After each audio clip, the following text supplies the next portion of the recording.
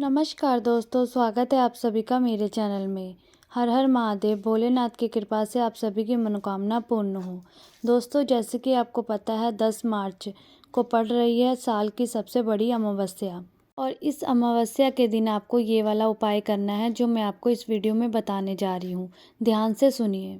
जो अमावस्या है ये शिवरात्रि के बाद पड़ रही है, और अमावस्या का दिन बहुत ही महत्वपूर्ण होता है। मान लीजिए कि आपके जीवन में बहुत सी समस्या आ रही है, कोई ना कोई समस्या आए दिन आती रहती है। एक समस्या ख़त्म नहीं होती कि दूसरी शुरू हो जाती है। तो उसके लिए आप ये वाला उपाय कर सकते हैं। ये वाला उपाय अमावस्या के दिन आपको ज़रूर करना है। बस ये एक उपाय करने से आपके जीवन की जितनी भी परेशानी है, जितने भी संकट है, सब दूर हो जाते हैं। आपको अपने घर में सुख शांति पाने के लिए और अपने घर में धन संपदा को बढ़ाने के लिए ये वाला उपाय आप ज़रूर करिए। ये वाला जो उपाय है ये सभी लोगों को करने की ज़रूरत नहीं है। घर में जो बड़ी होती है, महिलाएं होती हैं, वो ये उपाय को कर सकती हैं।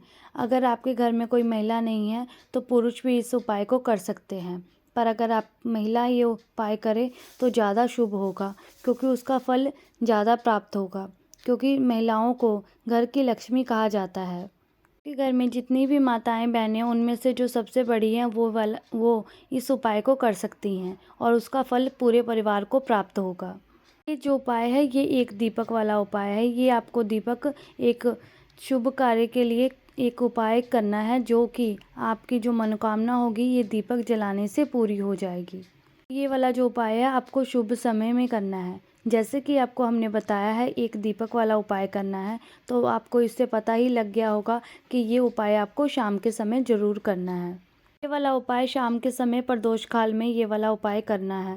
जो प्रदोष काल का समय होता है वो शाम का समय होता है, जिस समय सूरज डूब रहा होता है और रात्रि शुरू हो रही होती है, उस समय को प्रदोष काल का समय कहा जाता है। वैसे तो आपकी कोशिश ये रहनी चाहिए कि शाम को आप 6 बजे से लेकर के 7 बजे के बीच में ये उपाय कर लें। पर अगर आप कहीं गए हुए हो, आप नहीं घर पे हो, तो आप उसके बाद भी ये उपाय कर सकते हो। पर ध्यान रखिएगा 8 बजे से पहले आप इस उपाय को कर लीजिए। इस उपाय को करने से पहले आपको मन में विश्वास होना चाहिए कि आप इस उपाय को करने जा रहे हो, और सही तरीके से ये उपाय करिए, और अपने मन में ये इच्छा रख के करिए कि आपके जीवन की जितनी समस्याएं हैं वो सब खत्म हो जाए। भगवान की कृपा आप पर बनी रहे। तो चलिए अब बात करते हैं कि आपको ये वाला उपाय कैसे करना है। ये वाला उपाय आपको शाम के समय करना है, तो आपको प्रदोष काल से पहले ही आपको ये वाला उपाय करना प्रदोष काल में करना है। तो उससे पहले आपको तैयारी करके पहले रखना होगा। फिर उससे पहले उपाय करने से पहले आपको सारी चीज़ें तैयार करके रख लेनी होगी। दीपक, सब चीज़ें आपको तैयार करके रखना होगा।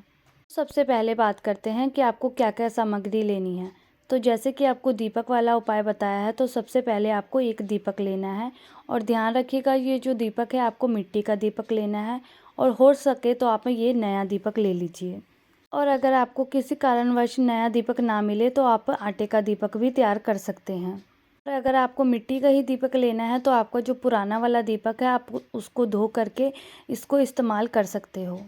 और अगर आप आटे वाला दीपक ले रहे हो तो ये ध्यान रखिएगा जो आटा आप दीपक ले तैयार करने के लिए ले रहे हैं उसमें आपने कुछ भी नहीं मिलाना है। सिर्फ आटा और शुद्ध जल होना चाहिए, उसी से आप दीपक तैयार करें। उसमें नमक वगैरह या कोई और सामग्री बिल्कुल भी ना मिलाएं। आपने दीपक तो क्या तैयार कर लिया, और उसके बाद आपको क्या करना है, आपको ये इसमें बत्ती कौन सी लगानी है।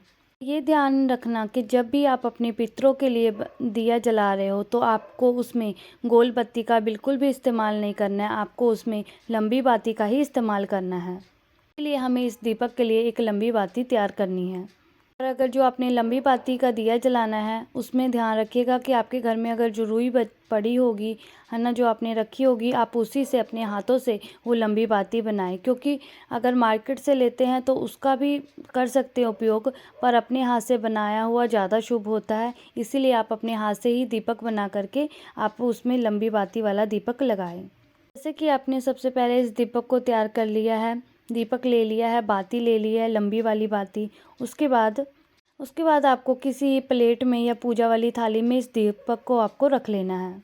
उसके बाद जहाँ पर आपने ये दीपक रखना है, जहाँ पे जलाना है आपको, उसके नीचे आसन लगाने के लिए आपको चाहे तो थोड़े से फूल रख लो या आप चावल के दाने रख लो, ताकि आप उस दीपक के नीचे आसन लगा सको, क्योंकि कभी भी खाली दीपक ऐसे नहीं रखा जाता है।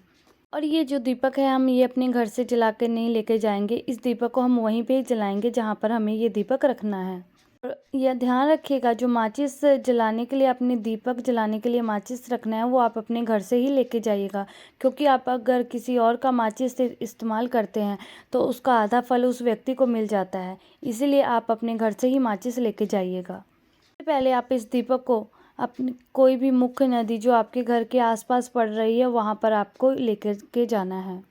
आपके घर के आसपास कोई भी पवित्र नदी है, कोई भी घाट है, वहाँ पर आपको जाना है और इस दीपक को वहाँ पर जलाना है।